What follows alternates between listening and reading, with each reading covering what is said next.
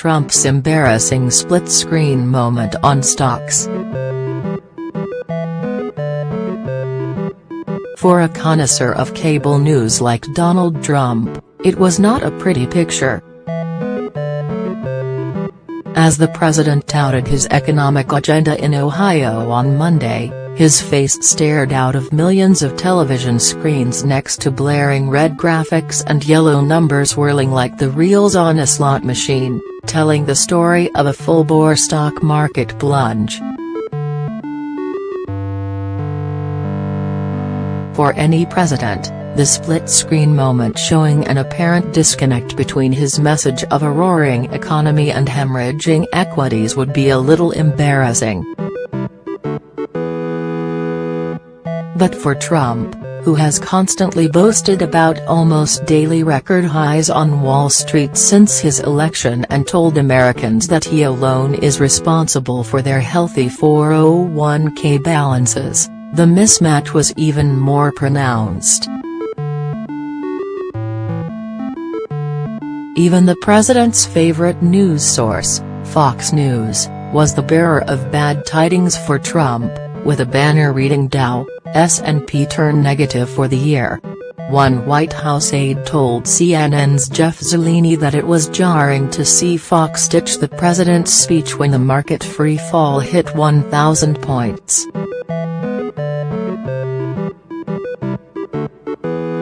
As Trump slammed Democrats in Blue Ash, Ohio, and celebrated robust job creation along with rising wages, the Dow Jones Industrial Average tanked 1,600 points at one point, before recovering on a volatile day to a record loss of a 1,175-point tumble, or 4.6. The Dow was already coming off its worst week in 2 years, taking the 401k retirement plans of millions of Americans down with it, after an era when most small-scale investors have only known constantly rising balances. Touted 84 Dow records. One irony of Monday afternoon was the fact that the president was trapped in his own story as the market slumped, oblivious to what was happening and powerless to shape the moment with his shrewd reality show star's eye, as he often does. As the market tanked, Trump was hitting Democrats for not applauding during his State of the Union speech last week, even suggesting it was treasonous. They were like death and un-American. Un-American.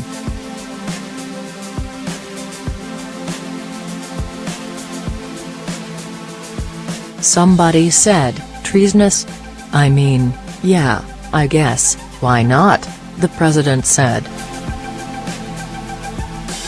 The speech, the first hints of his midterm election message and coming during the stock market slump, was a reminder of the way that the economy, so central to the Republican fate after the huge tax cut bill, is a fickle base on which to build a re-election message, especially at a moment that could turn out to be the end of the economic recovery cycle after the Great Recession.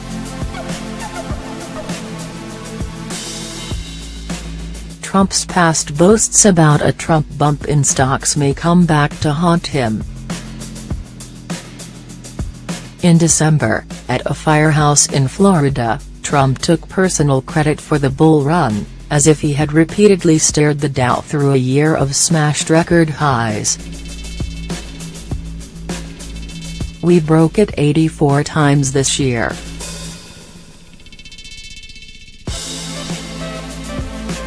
The stock market hit a new high 84 times since we won the election on November 8 of last year, so that's something we can all be proud of," Trump said, before boasting at the impact on 401ks.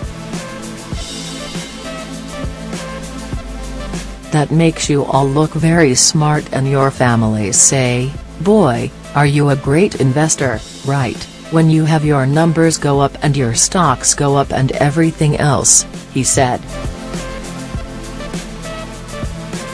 At the World Economic Forum in Davos last month, Trump gloated about booming stock markets and argued that if Hillary Clinton had won the election, then the market would have lost half of its value.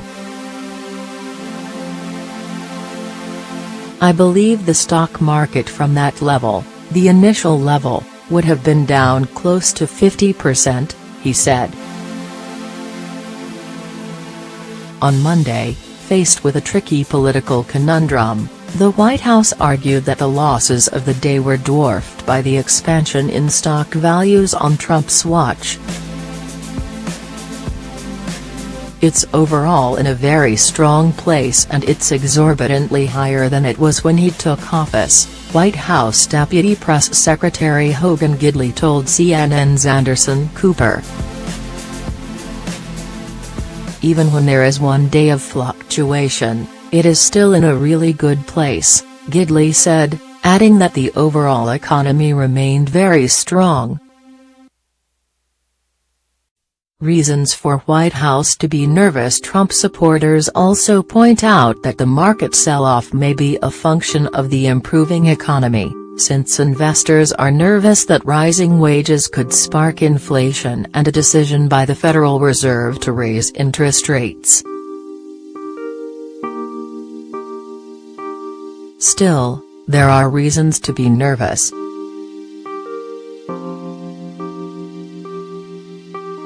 Though Trump's approval ratings have improved, to the low 40 range in some recent polls, he remains in a position that historically has been perilous for presidents in midterm polls. It's always possible stocks could go back on a tear in the weeks to come. And if there is a correction in the market, it may benefit Trump and the Republicans for it to happen now and not closer to November.